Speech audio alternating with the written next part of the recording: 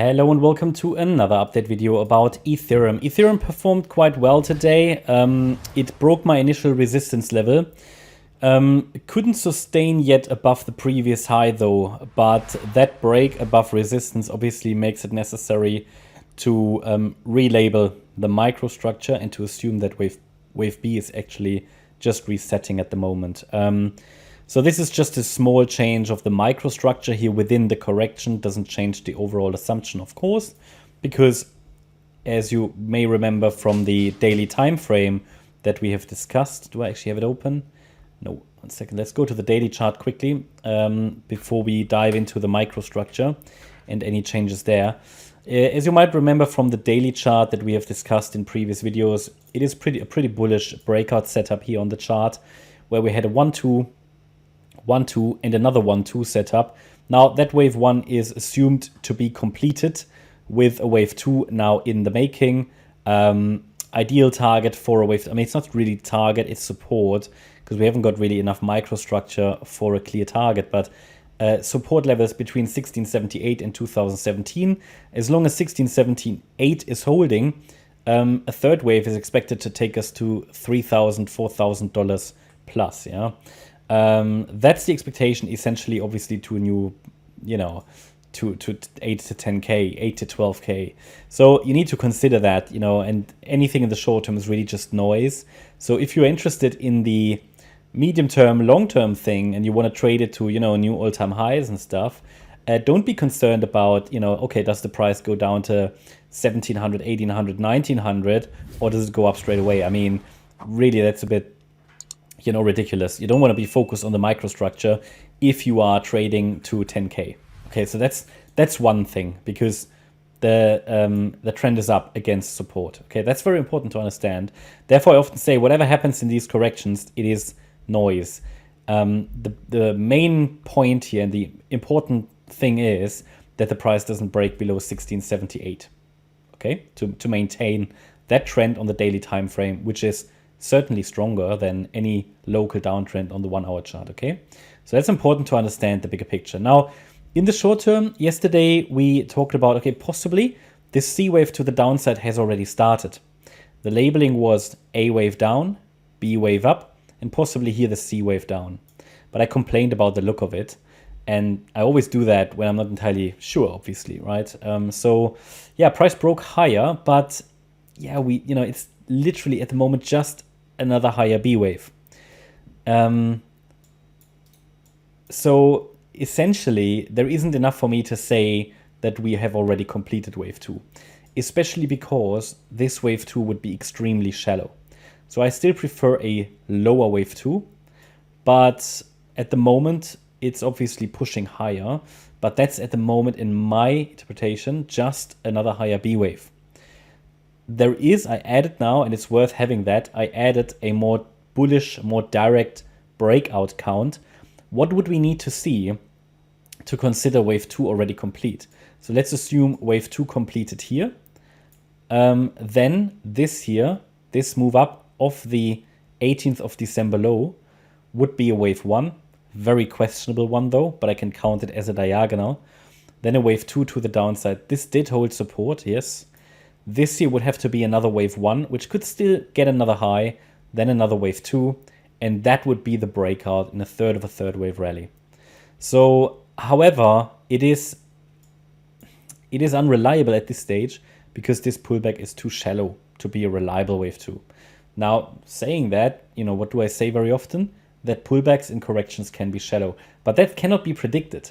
Yeah, especially in bullish markets, that cannot be predicted. So it's just, if we take overall what is typically expected from a wave 2, I mean, if it doesn't even reach the 38.2 retracement, it's just too shallow to be reliable. So I cannot call it complete until I see further evidence, and that would be at least a 1-2, 1-2 with a break above the wave 1 again. Yeah. So that is when I would confirm it. This, and then the breakout. Yeah. And then obviously to 4,000 and beyond. Now, from a trading point of view, this is obviously the analysis side and when I can confirm it from a structural point of view. From a trading point of view, I mean, that literally depends on How exposed are you already to ETH? You know, are you desperate to get another position?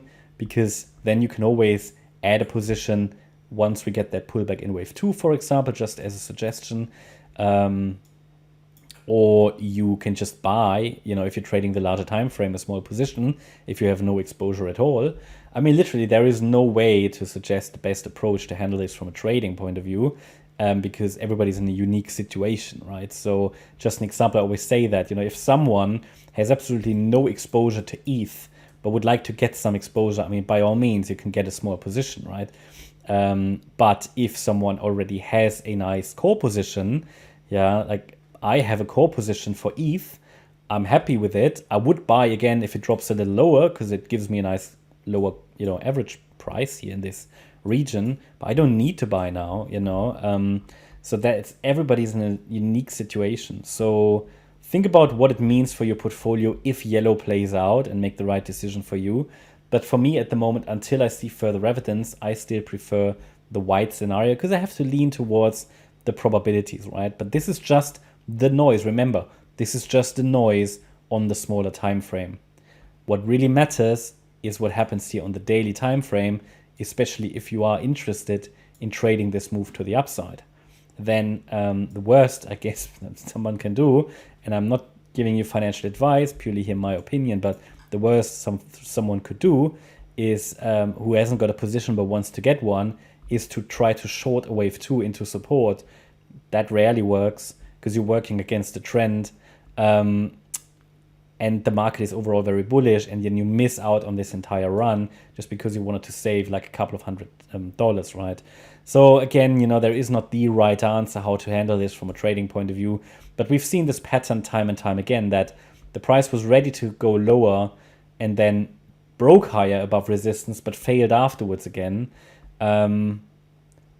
We'll see how it develops. I mean, I specifically, I don't mention here,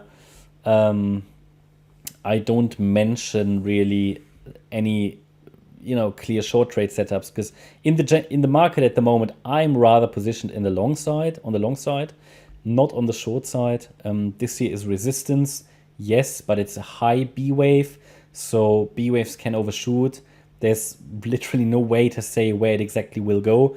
That's the problem with these corrections. So we have to remain cautious. Okay, I'm adding the yellow count. In the yellow count, yeah, it could get one more high in wave 1, then a pullback. And if we see a corrective pullback, I mean, by all means, there's a setup, but it's not a highly reliable setup that I see due to the structure. Okay, what I rather would like to see for clarity is a C wave down. It should give you a very, very clear answer for my preference, but from a wave count point of view, of course, both are possible, right?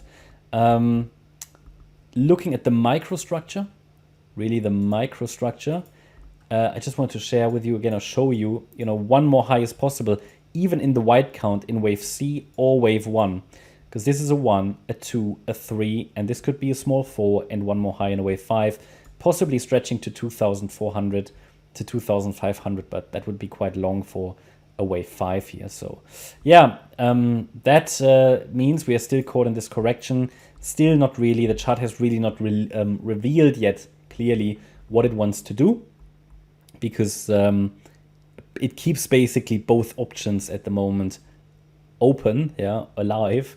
So we just have to have a little bit of patience, and hope you liked the update. If you did, please hit the like button, leave a comment and subscribe. And if you really like the content, then please check out the channel membership. Thanks a lot for watching. Bye bye.